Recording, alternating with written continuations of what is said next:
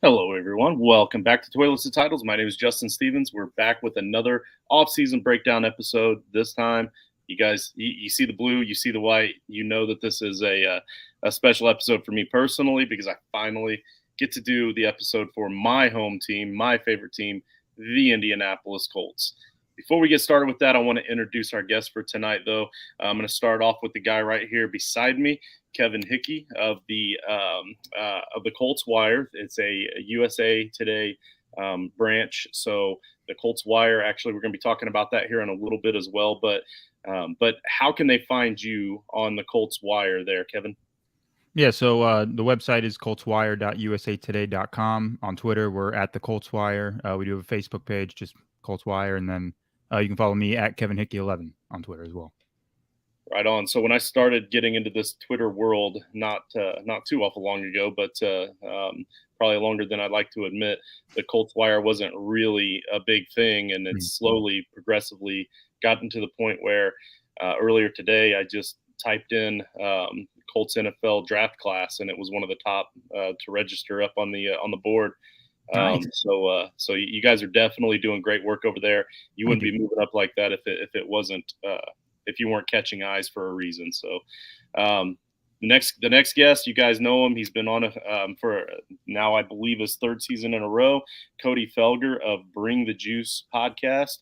That's at CP Felger 55. Cody, how you doing tonight? Good. Doing well. Thanks for having me on. Always a pleasure to come on and glad to be back. Right. And you know that I like to do these plugs at the beginning of the show because I'll forget to plug them at the end. So where can they find your work at, my man? Yeah, like you mentioned, on Twitter, on Instagram, at CP Felger 55, Bring the Juice. I feel like I do too many things to fit on the screen. So I run my own show as well, Cody Felger Show. Also just started at Colts Wire. So I know Kevin, we talk on the daily. So excited for that. You can find me on there as well. I just dropped an article today. So you can go check that out. Wow. Okay. So I follow you on Twitter, and you're one of the guys I actually follow with the notification. So I'm kind of surprised I didn't know that. So that's awesome. Nice work. Thank you. Outstanding. All right. Cool. So there's our intros. We're going to get started with the Colts. Obviously, the first question, I'm not going to bury the lead. Guys, we have an athletic quarterback now heading up this Indianapolis Colts squad. And after a very disappointing stretch of old quarterbacks, has-been quarterbacks, seemingly being that Chris Ballard just did not want to go out and get a guy. It looks like they might have gotten their guy. So I'm curious to see. We'll start with you, Cody. What does Anthony Richardson bring to the table? Like, is this going to answer our questions? Is this going to feed our starvation? Well, certainly from day one, it's going to be more exciting, right? I mean, you can't get much more boring than the Colts were last year. And yeah, from Richardson's standpoint, I mean, he just brings the athleticism. He brings, obviously the attitude. We heard about the character as well. We heard about, the whole thing that happened. I think it was before the draft at like a rookie thing where Anthony Richardson was, he stayed after and was picking up garbage, and stuff. And that's one example, I think, of a lot of ways that people really look at his character. So I think just from a physical standpoint, from a character standpoint, definitely seems like the Colts are getting a good one. So certainly, I don't know how good he'll be from day one because obviously he is raw, but he's going to be exciting nonetheless.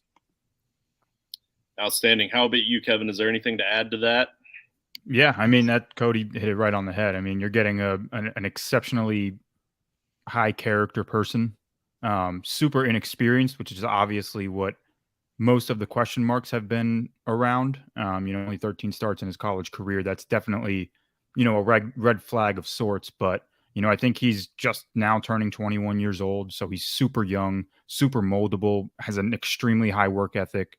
And then, I mean, goes without saying, the elite athleticism, especially in today's game from the quarterback position, is something that we always see these contending teams have, right? Like they have these, extremely athletic quarterbacks who not only can make plays from the pocket, which is extremely vital, but they also can make plays outside of the pocket. And they can improvise. They can use their legs. So, I think the Colts are getting the full package. It's just that package is extremely inexperienced, and there's just going to be a little bit of a road of development ahead for him. So it's just going to be all, how quickly and how efficiently can they tap into that. And speaking of packages, if we're going to talk about the offensive line, that always comes as a package. That's going to be my next question. But real quick, I want to remind everybody that you're more than welcome to support us over at patreon.com/toiletstitles.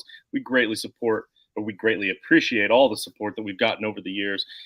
We have hit our 3-year anniversary. We're working on our 4th year right now. So absolutely no way I would still be doing this grind if it wasn't for you guys. So thank you, Patreon. Thank you, supporters.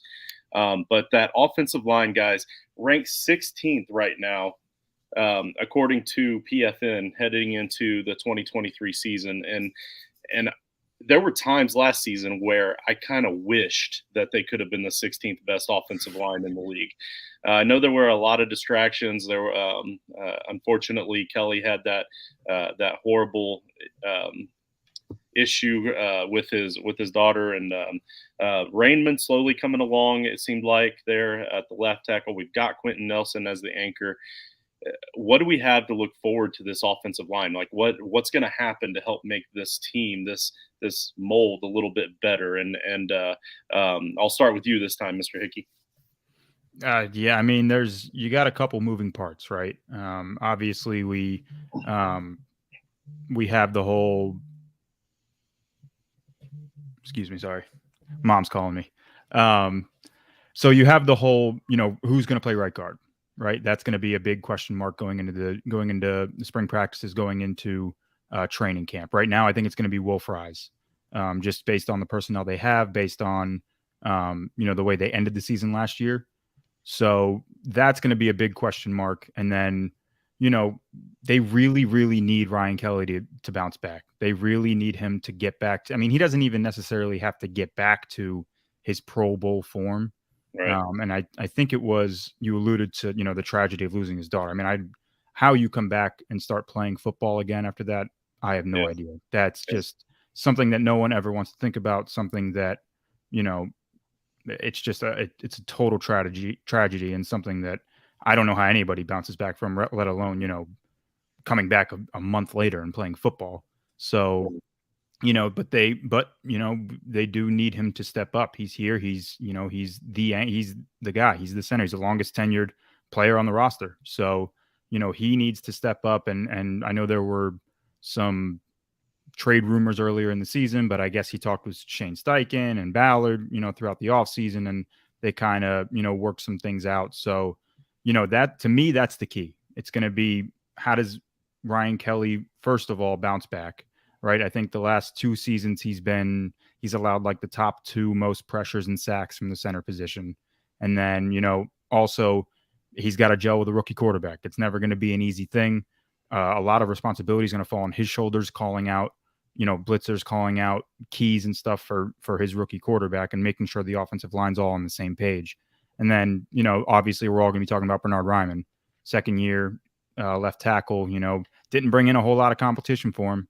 Blake Freeland's nice. He's a nice athletic guy, but, he's got development to make himself as well. So, it's definitely going to be an interesting storyline, because even though you do add a mobile guy in Anthony Richardson, you still need a good offensive line. You still need guys to get pushed up front in the run game and, protect the rookie quarterback. So, to me, it comes down to Ryan Kelly and Bernhard Raimann really stepping up this year.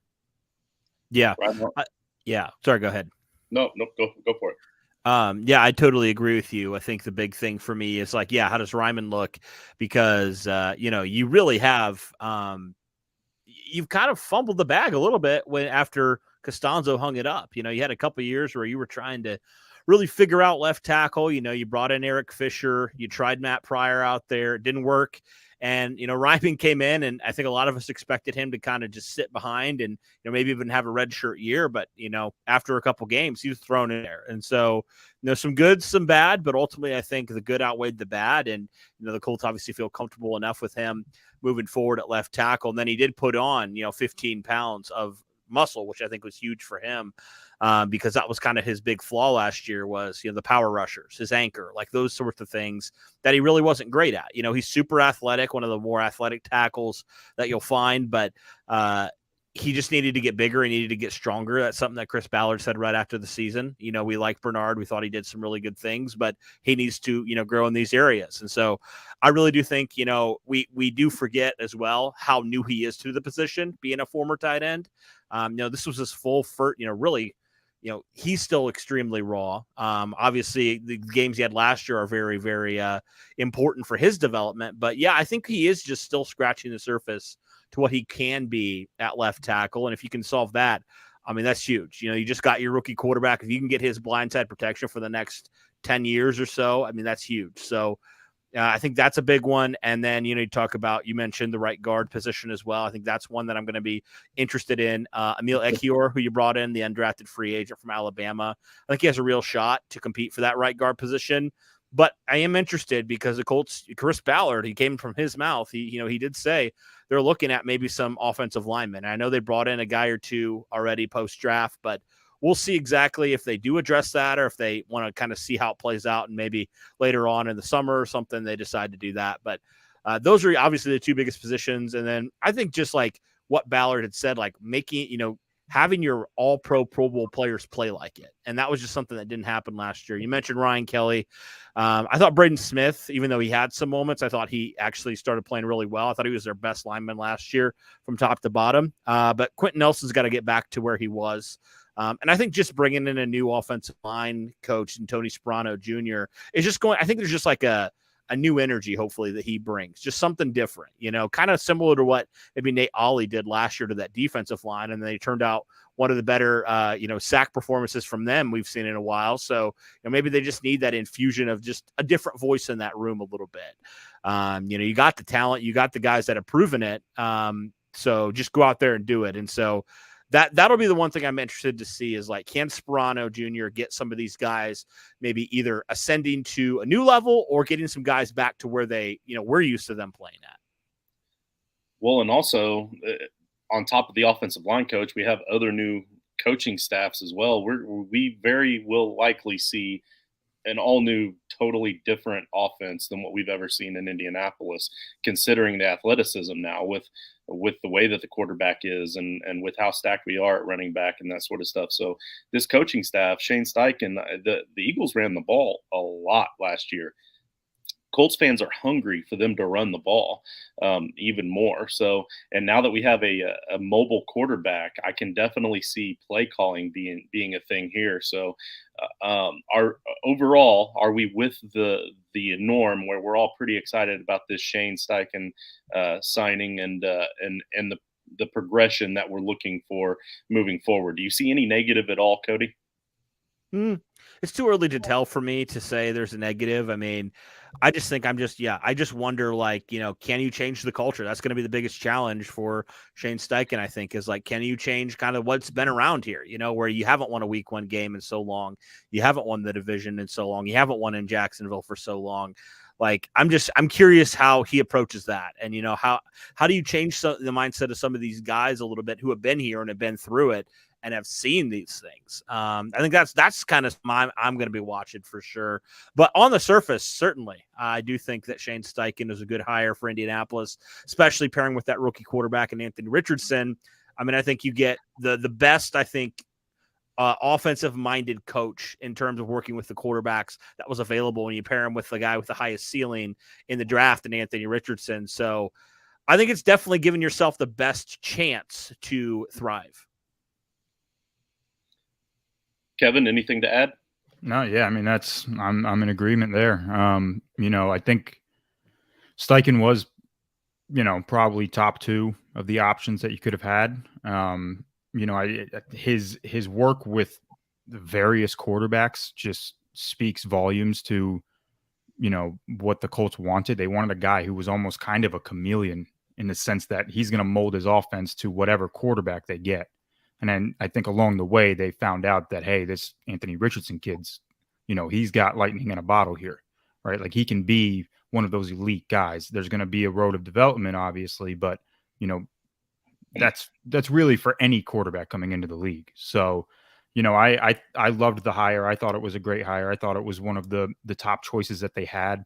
And it's going to be interesting, like Cody mentioned, the culture, because Frank Reich, I loved Frank Reich. I thought, at the time it was a little premature to fire him and to let him go the way that they did. But, I think ultimately it worked out in the end. And I think, looking back on it, it probably was the right move. And even though back then I may not have agreed with it, but now that we kind of have this fresh start, we kind of have this breath of fresh air and almost this, it's a little bit different of a mindset where Steichen is just, this dude is all ball. This dude just loves football. And not to say that Frank Reich didn't, but you can just tell this dude brings a different kind of energy. He brings a different kind of mindset in terms of like, it's just all ball from here. And I think that's kind of what the Colts needed. I think that's, as much as the players loved Frank Reich, I think they also kind of were hungry for that, like,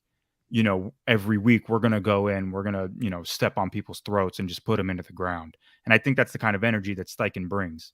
And so I think that's definitely going to be a key in their development, a key in their, progress making in 2023.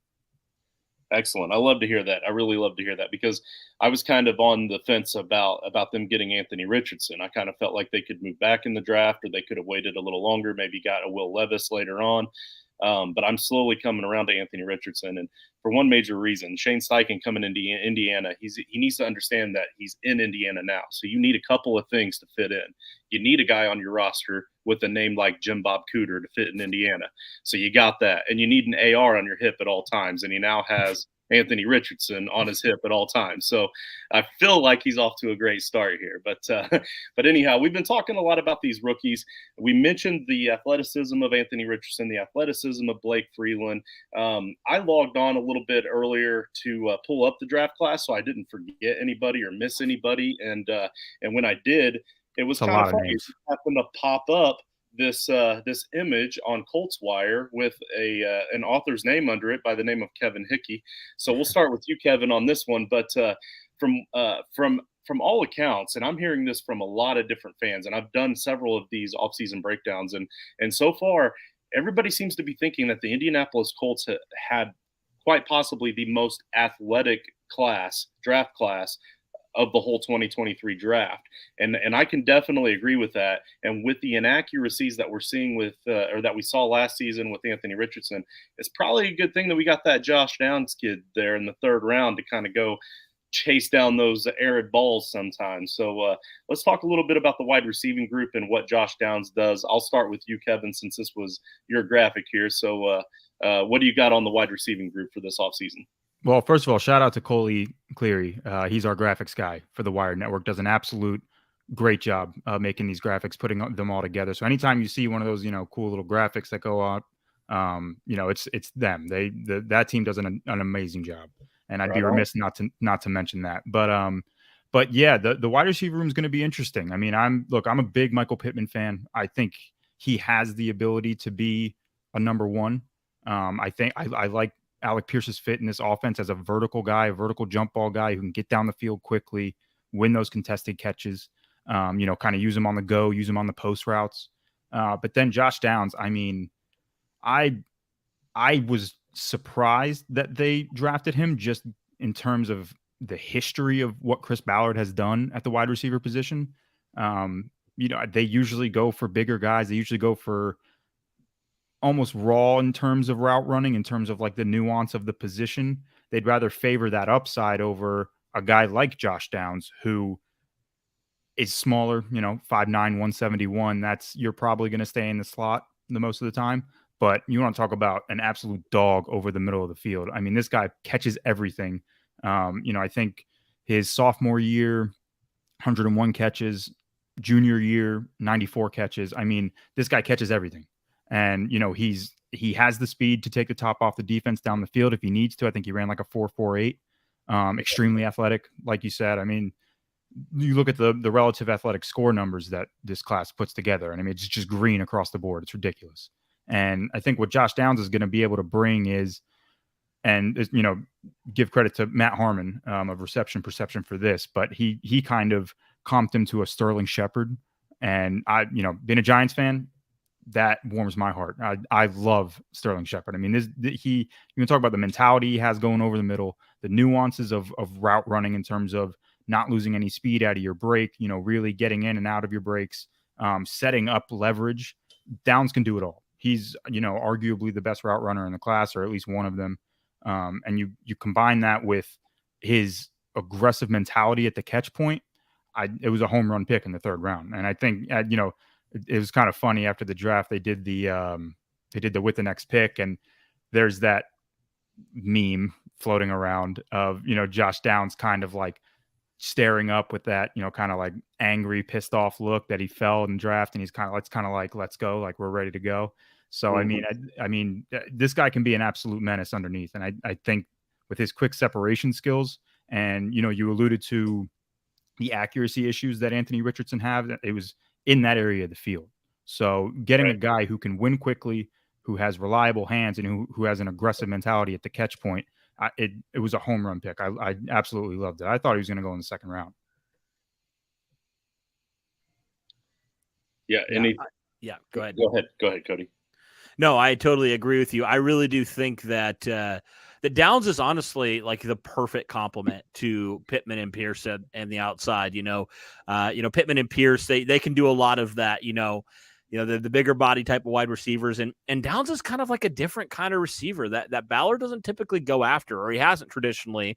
And so, this one had Shane Steichen written all over it. I mean, this is the kind of receiver that I think, we've wanted for a while, kind of that, like you said, that guy that can do his work and his damage and, the short to intermediate game. So I really do think that is the perfect, kind of fit for not just the other wide receivers, but also, like you mentioned, for Anthony Richardson and kind of the things that he does well, and also the things that he's going to need to improve in. And Josh Downs is definitely going to be a great security blanket there for him, and just the way that they're going to utilize him.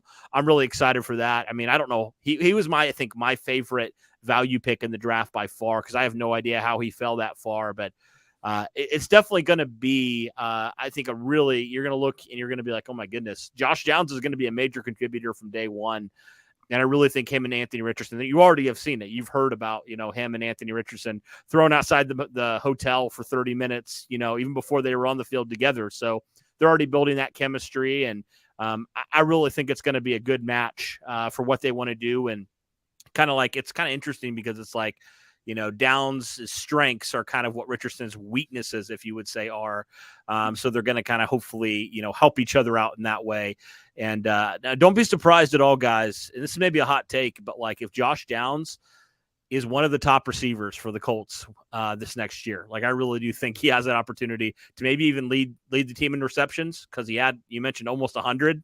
The last couple of years, back to back. I mean, that I just have this feeling with how much he can do the work underneath. It's going to be a good match, made in heaven here, I think. So, I like it. It's not. I mean, yeah, technically, I guess maybe it's a hot take because he's listed as the third wide receiver on the roster. He's a 3rd round rookie. Maybe it's a hot take, but it's not an impossible one for sure. And obviously, just like you guys said, it's very clear that they came into this draft with a plan. If they got X player at the 4th pick, they were going after Y player in the later rounds. So before I move over to the tight end position and we talk about Will Mallory just a little bit, because I do have something I want to mention about Will Mallory. I'd be remiss if I didn't talk tight ends, because those of you that watch the show know that I absolutely love talking about tight ends.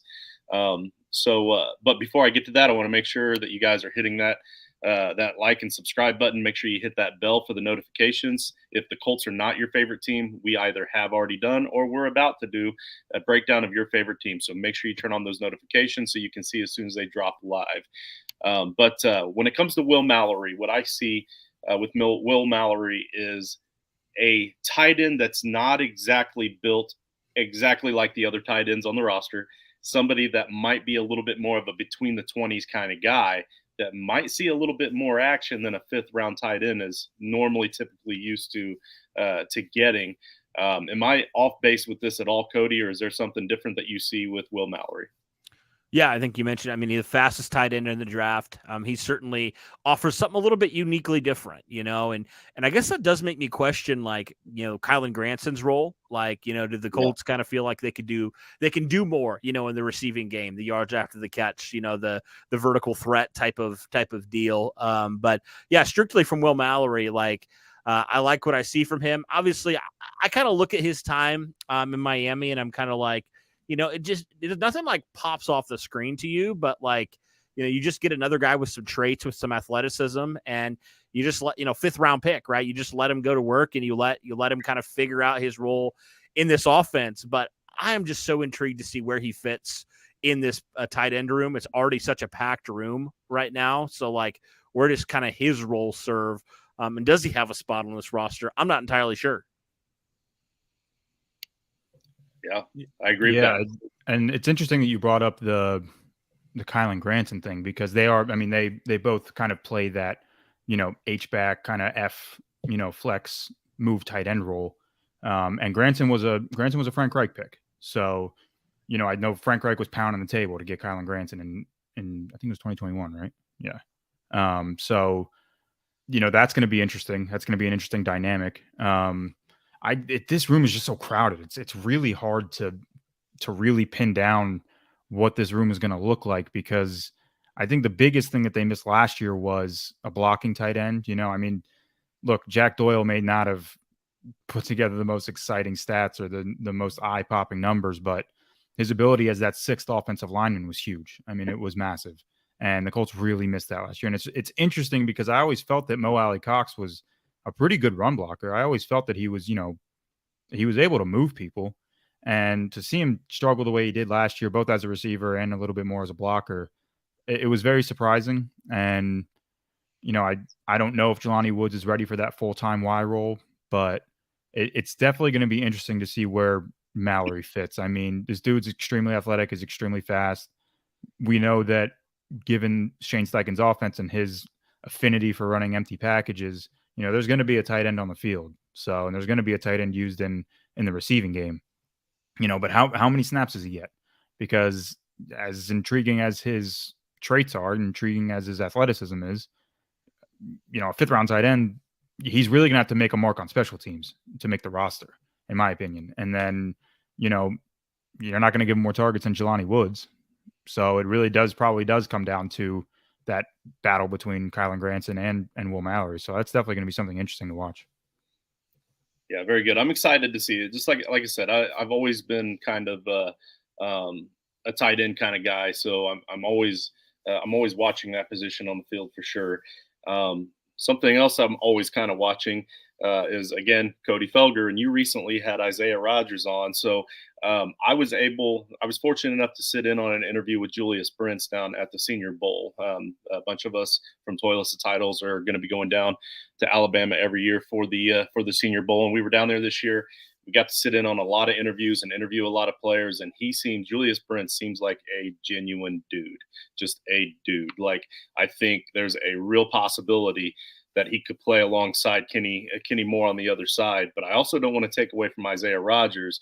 You had that one-on-one interview with him, and also like the possibilities of Brents moving to maybe a nickel dime package or even a safety spot if we feel like we need more depth there at safety. I feel like Julius Brents is a guy that's going to be a huge key addition to this Colts defense pretty quickly. I know he's 2nd round, so you kind of expect him to play early and often. But I think he'll be a good mesh for this defense. But aside from that secondary, or if you want to talk about the secondary as well, because there weren't a whole lot of other moves for the defense when it comes to offseason movement. But if there's anything on this defense that excites you, anything that you're happy to see, that you're looking forward to improvement or anything like that, Cody, we'll start with you on the defensive side. Yeah, quickly going to Brents. I mean, this is a kind of corner we haven't seen the Colts draft in probably ever. Like, since I've covered them and since I've watched them, I mean, he's almost 6'4". This dude is huge. Yeah. He's humongous. Local kid, Warren Central grad. But yeah, I mean, he's so athletic, right? 9.99, right? So that's nothing to scoff at. So he's got the size, he's got the physical tools, and it's funny. I had Kent Lee Platty, the guy who actually created the RAS score on my show a couple weeks ago. And I kind of asked him because I know there were some comparisons, as there will be, with, former second-round corners. So I said, what's the difference between him and like Rocky Sen, for example? And he's just talking about how much quicker Brents is, which is crazy considering how much bigger he is than Rock. But like, he's just so quick in the short game as well. Like, that's maybe something that like you don't traditionally think like a bigger corner would be great at. But like, he's just such an athlete. I mean, he just excels in all those ways. He's, not the fastest corner ever, like when it comes to the 40 time, but he's got a lot of those elite traits, in his combine drills and stuff like that make you really think like for that size and also that athleticism. It definitely is a recipe for some really good things to happen on this defense. And the Colts haven't had a corner of his size, which is just, it's going to be interesting to see because typically you think corners, 5'11", 6 foot, 6'1", something like that. But he's just a different type of corner. Moving on to some other guys. So you mentioned Isaiah Rodgers. I think he's definitely has an opportunity to, take that number one outside corner this season. And he does have a leg up on all the other guys really on the out that are going to be competing for the outside, I think, because he does have a year in this Gus Bradley system. But one guy that is just kind of the wild card for me is I think really Nick Cross for me is just an interesting one because you just don't know anything about Nick Cross. I mean, he was a guy that the Colts obviously loved. They traded away their third round pick from last year to go get him.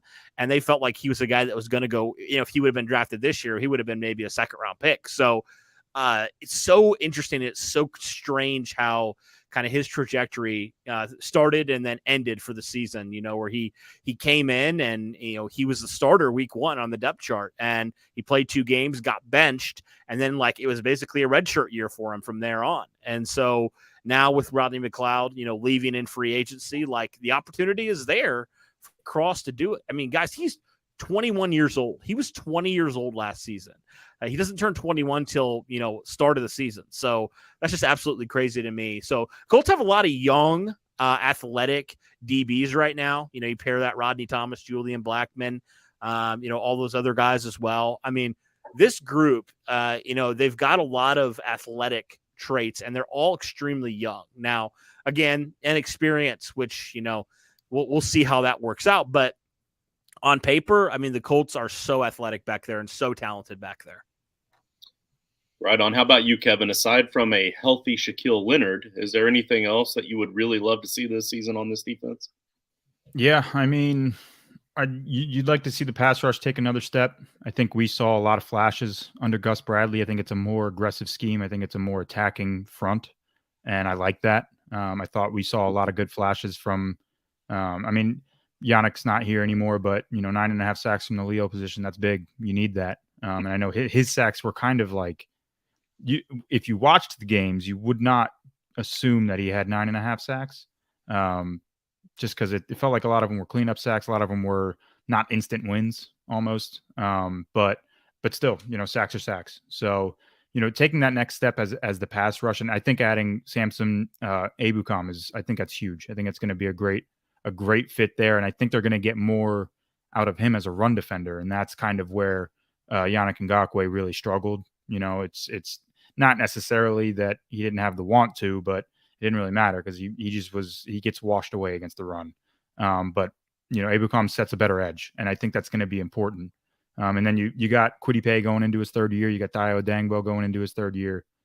Those guys are going to be vital to the defense. I mean, like you said, we don't really know what's going on with Shaq Leonard. I don't think we're going to know really until training camp arrives. I don't think he's going to do anything in the spring. Didn't really sound like he was, ready to be running around on the field yet, but it does sound like he's making progress. So if you can get more out of the pass rush and kind of alleviate the question marks in, the secondary, I think that's going to be big. So, but yeah, I mean, Kenny Moore's the other one. Kenny Moore's a big question mark for me right now. Didn't really seem like he fit all that well. And I love Kenny Moore, love his game, love what he brings to the field, but definitely felt like he was a better fit under Matty Eberflus. And, apparently they had some tough talks this offseason and they kind of hashed things out.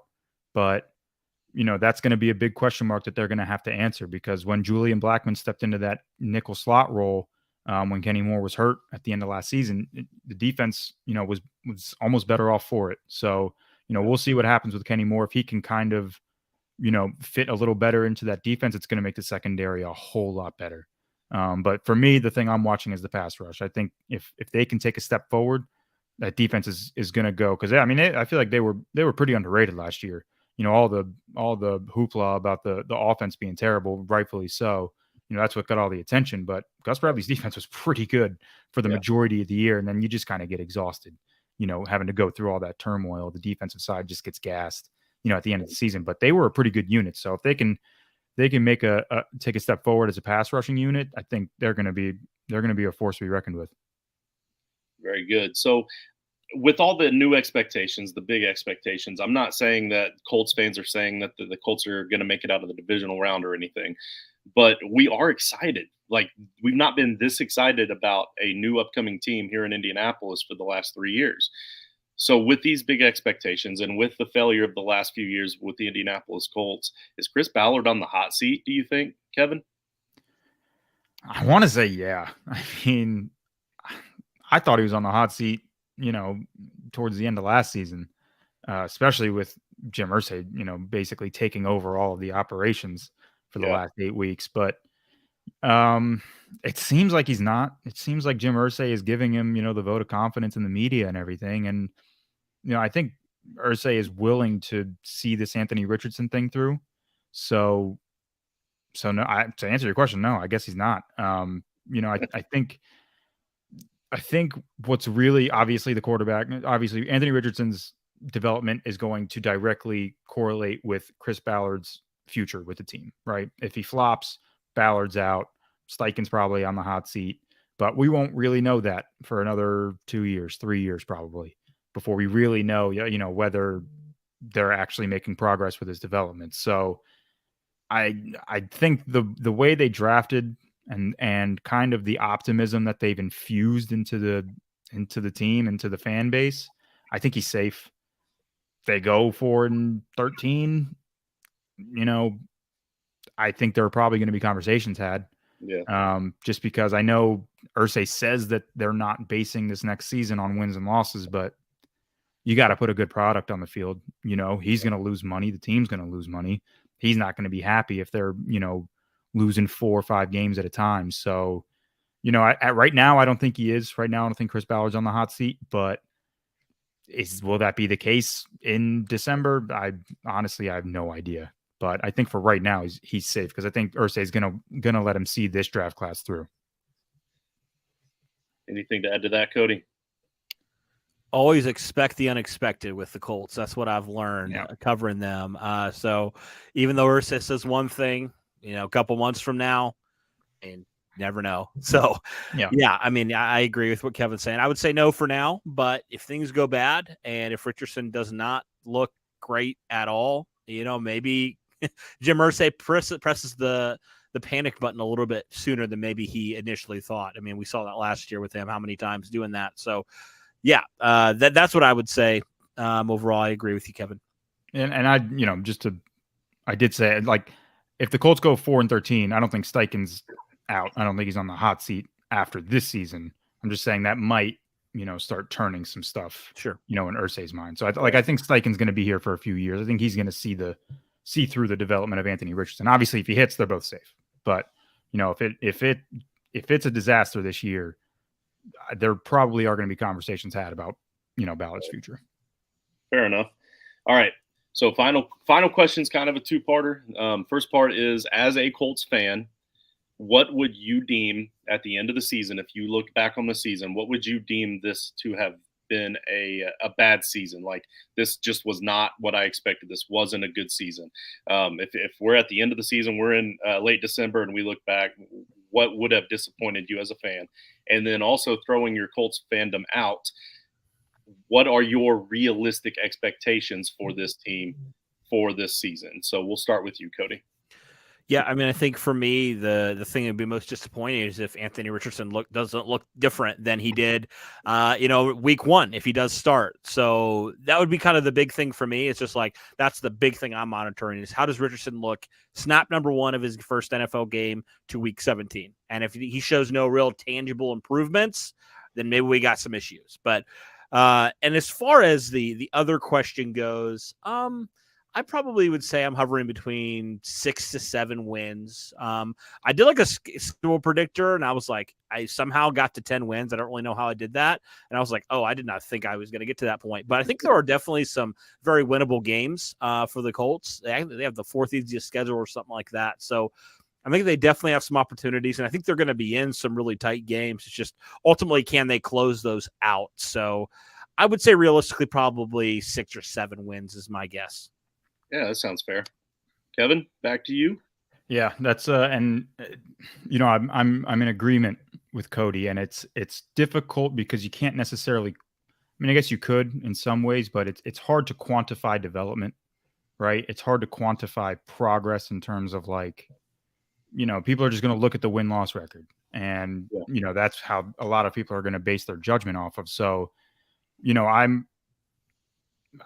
it's hard to not look at wins and losses as your kind of basis of judgment. But I think for Colts fans this season, I think you do need to temper expectations because this is a young team. It's a really young team. A lot of them are still going through development. A lot of them are still getting used to the life in the NFL. So I agree with Cody. It's just it's more in the fact that, is this team becoming more consistent? Are they becoming more explosive as the season goes on? Are they making mistakes early in the season, but not making as many of the same mistakes later in the season? And it's something we're not going to know until the end of the season, right? But I think this year, I hate to say it, but I don't think this team's going to be competing for a division title. I think the Jaguars are too good right now. I think the Titans are kind of on their last leg, but as long as the Colts are competitive, I think that's going to be fine. I think that's going to still breed optimism. I think it's still going to bring a lot of hope for the fan base, but it just may not result in a bunch of wins and losses, if that makes sense. So it goes back to what Cody said about, is this team able to string along, more competitive battles and make progress throughout the season? And like I said, it's going to be hard to quantify, but as long as they're staying consistent, as long as they're staying competitive and they're showing progress, then that's a win for me, because then you have a whole new young nucleus that's leading this team into the future with a smart head coach with a bright offensive mind, and a good amount of draft picks next year. So, I think making predictions early, in this offseason, it's incredibly difficult, and I'm usually wrong when I do it anyway. But I've seen some people float around like 11-6, and I'm just like, I don't know where you're getting that from. I don't know. I think they can be competitive. I don't think they're winning 11 games. So I did our predictions for the site, I think it was a day or two after the schedule got released, and I felt almost too optimistic giving them 8 wins. And that felt like, I was like, man, people are going to think I'm a homer. People are going to think that I grew up a Colts fan because I gave them 8 wins. I mean, I think the Vegas line is 6.5, and I think that's fair. I think that's kind of what you're looking at. As long as it's not a disaster season and they don't fall apart by week 12, I think you should consider it a win. I think they're going to be competitive enough to be around that 6 to 7, high end 8 win season, which is, I think, honestly, that's great after last year. I think that's a good product you're putting on the field, and it's a lot of optimism you're putting into the fan base. Yeah, for sure. Yeah, I like it. That seems very fair. Love the insight, guys. We are quite a bit past the time that I was hoping to get to. Unfortunately, sometimes I tend to do that when we talk about the Colts. But for those of you that are watching this, it's dropping on Monday afternoon. You're going to see this. Make sure you stay tuned Tuesday, because we're going to be dropping the Dolphins episode on Tuesday, which I'm actually recording here in about an hour. So, but thank you guys for coming on. Everybody go check them out. That I've got it down there at the bottom. Cody Felger at BTJ Pod. That is at CP Felger 55. And then Kevin Hickey is at Kevin Hickey 11 over at the Colts Wire. Greatly appreciate you guys coming on. Thank you so much for your time. And you know what I'm going to do? I'm going to hit this brand new outro.